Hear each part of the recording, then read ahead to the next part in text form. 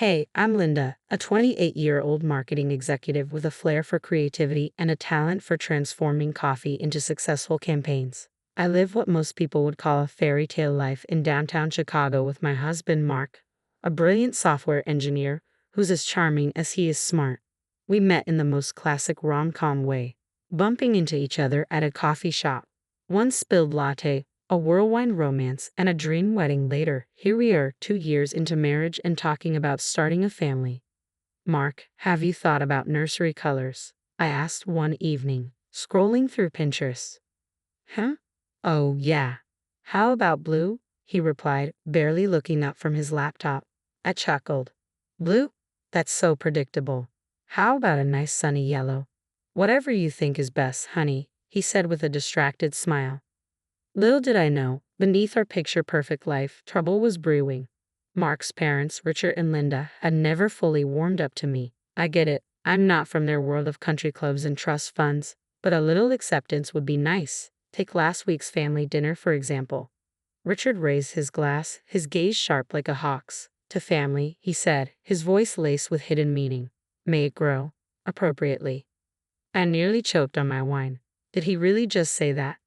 Not to be outdone, Linda added with her signature passive-aggressive sweetness. Yes, dear. Motherhood isn't for everyone, you know. We hope you're ready for the challenge. I forced a smile, squeezing Mark's hand under the table. He squeezed back but didn't say a word. Thanks for the backup, hubby. Months passed, and despite our efforts, no baby. That's when Richard suggested Dr. Anderson, a renowned fertility specialist. Only the best for family, he said, his smile never quite reaching his eyes. I nodded, trying to ignore the sinking feeling in my gut. Thank goodness for Emma, my colleague and best friend. Linda, you okay? She asked one day, noticing my distracted mood. Yeah, just family stuff, I sighed. Mark's parents again? She asked, rolling her eyes. Girl, you need to stand up to them. I know, it's just complicated, I muttered, not wanting to get into it. But as I left work that day, I couldn't shake the feeling that something was off. Little did I know, my seemingly perfect life was about to unravel in ways I couldn't have imagined. 6 months into our baby-making journey, I was starting to feel like a broken record. Another day, another negative pregnancy test. It felt like a punch to the gut every time. And don't even get me started on Dr. Anderson. The guy was acting stranger by the day. Dr. Anderson, what do these results mean? I asked during our last appointment, trying to keep the desperation out of my voice. He shuffled his papers, avoiding eye contact. Well, Mrs. Johnson, it's inconclusive at this point. Inconclusive? What does that even mean? Things at home weren't much better. One night, I overheard Mark and his dad having a heated argument. I didn't mean to eavesdrop, but Richard's voice carried like a foghorn. She's not good enough for this family, he boomed. If she can't even give you a child. I couldn't make out the rest, but my heart sank faster than an elevator with cut cables. Mark's response was too quiet to hear. Probably some half-hearted defense. Thanks for nothing, hubby. At work, Emma could sense something was wrong. Linda, you look like you've been through hell. What's going on? I spilled everything, the failed test, Dr. Anderson's evasiveness, the argument I overheard. Maybe you should get a second opinion, she suggested. Something feels off about Dr. Anderson. I was mulling over Emma's advice when things took an even weirder turn. I started noticing a car following me around. At first, I thought I was being paranoid. But after a few days, I was sure someone was tailing me. One afternoon, I'd had enough. I whipped my car around and confronted the driver. Who are you and why are you following me? The guy looked panicked. I'm just... Spill it, I demanded. He cracked almost immediately. Turns out, Richard had hired him to keep tabs on me. Can you believe that? Meanwhile, Mark was practically a ghost in our marriage. Late nights at work had become his new routine, and whenever I tried to talk to him, he either snapped or completely ignored me. Mark, can we talk? I asked one night, hoping for some connection. Not now, Linda. I'm tired, he mumbled, not even bothering to look up from his phone. The final blow came at a charity event, orchestrated by none other than my dear mother-in-law. Oh, Linda, she exclaimed, feigning surprise. Have you met Vanessa? She and Mark were so close in college. Such a shame things didn't work out. Vanessa smiled sweetly, but there was a predatory glint in her eyes. As I watched her and Mark chatting, laughing at old inside jokes, I felt the last fragile threads of my life unraveling. Standing there, watching my husband with his ex, I realized something had to change. This wasn't the life I had signed up for. It was time to start asking some hard questions and demanding real answers. One thing was crystal clear: I deserved better than this circus masquerading as a family. Enough was enough. I decided to take control and booked an appointment with Dr. Martinez, another fertility specialist. After a battery of tests, she delivered the news. "Mrs. Johnson, I can say with certainty that you're perfectly capable of conceiving. There's no medical reason preventing you from getting pregnant." Felt like I'd been blindsided. But Dr. Anderson said, "I'm sorry, but Dr. Anderson's diagnosis seems questionable at best," she replied. Armed with this bombshell, I marched into Dr. Anderson's office. "Care to explain why Dr. Martinez says I'm perfectly fertile?" His face went pale. "Mrs. Johnson, I can explain." "Start talking," I demanded. And he did. He spilled everything.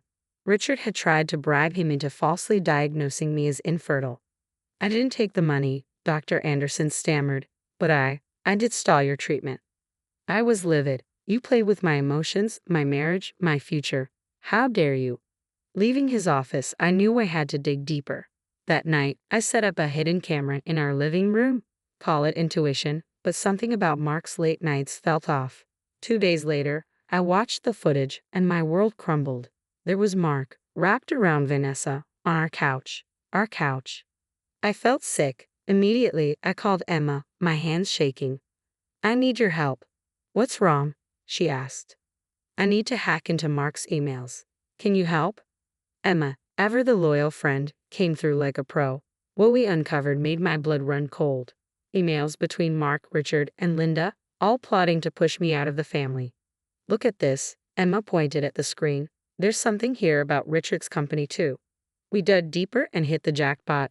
Evidence of a major financial scandal. Karma's a real piece of work, isn't it, Richard? Just when I thought things couldn't get any worse, Linda invited me for tea. Sitting across from me, she slid a document across the table. "It's just a formality, dear," she said, her smile as fake as her pearls. "A post-nuptial agreement to protect everyone's interests." I wanted to laugh in her face, but instead, I smiled sweetly. "I'll have my lawyer look it over." Speaking of lawyers, I realized I needed one. Swallowing my pride, I made a call I never thought I would. "Jack, it's Rita. I need your help." We hadn't spoken in years, but desperate times call for desperate measures. As I explained everything to my estranged brother, a plan began forming in my mind. It was time for some good old-fashioned revenge. Over the next few weeks, I became a regular Sherlock Holmes. I gathered every scrap of evidence. The fertility test results, a recording of Dr. Anderson's confession, thank you, voice recorder app, the video of Mark's betrayal, those damning emails, and proof of Richard's financial misdeeds. Each piece of evidence felt like a nail in their coffin. "You sure about this, Linda?" Emma asked. One night, as we went over everything, I nodded with a grim smile. They messed with the wrong woman. It was time they learned that actions have consequences. Looking at the mountain of evidence before me, I felt a strange mix of sadness and determination. This wasn't how I'd imagined my fairy tale marriage would end, but sometimes you have to burn it all down to build something better. Justice was approaching, and I was ready. They thought they could break me, push me out, but they had no idea who they were dealing with. Linda Johnson doesn't go down without a fight, and boy, was I ready to fight. The moment of truth arrived on a sunny Saturday morning. I'd asked Mark to stay home, claiming we needed to talk about our future. As he walked into the living room, I sat there, cool as a cucumber, a folder in my lap. "We do need to talk about our future, Mark," I said, my voice steadier than I felt, or rather, the lack of it. "What do you mean?" he asked, confusion written across his face. I laid it all out. His infidelity, the conspiracy with his parents, everything. With each revelation, the color drained from his face. How did you?" he stammered. I ignored his question and handed him an envelope. "Divorce papers. Sign them without contest, or your family's dirty laundry goes public." He signed without a word. Good boy. Next up was Dr. Anderson. I anonymously sent a detailed report, along with his recorded confession, to the medical board. Bye-bye, medical license. For Richard, I had something special in store. I gave him a call. Hello, Linda. To what do I owe this pleasure? His voice dripped with sarcasm. Cut the crap, Richard. I know about your financial scandal. Transfer a hefty divorce settlement to me, or I'll make sure the world knows too. There was a long pause. You wouldn't dare. Try me. He complied grudgingly. I almost felt bad. Almost. The coup de grace, I leaked the information about Richard's scandal to Emma's journalist friend. The story hit like a tsunami. Richard's company stocks nosedived, and the feds came knocking. Linda's social circle evaporated faster than spilled champagne. No more fancy galas for you, Linda. Even Vanessa got her comeuppance. An anonymous tip to her employer about her role in the scheme, and, poof, there went her job and reputation. As the dust settled, I found myself at a new beginning. With Richard's settlement, I started my own marketing firm with Emma. To new beginnings, Emma said, raising her glass in our brand new office. And karma, I added with a grin. 2 years flew by. I stood in my office admiring the Chicago skyline when my phone buzzed. Richard's company had filed for bankruptcy, and he was drowning in lawsuits. Mark. Last I'd heard, he was stuck in a dead-end job, his career in ruins. I placed a hand on my growing belly and smiled. Life had thrown me a curveball, but I'd hit it out of the park. This baby inside me was a promise of a better future. My new partner, a kind man I'd met through work, was everything Mark wasn't. As I felt a little kick, I made a silent vow. This child would know only love, respect, and loyalty, the true meaning of family. The sun was setting as I packed up, ready to head home. The sky was a canvas of orange and pink as if it were celebrating with me. I faced betrayal and come out on top on my own terms. Walking out, I couldn't help but smirk. The price of betrayal had been high for them. For me, I was just getting started. Life's funny that way. Sometimes you've got to lose it all to win everything. And boy, had I won. If you were in my shoes, would you have taken revenge on your in-laws and ex-husband, or would you have walked away without looking back? What do you think is more empowering, getting even, or moving on?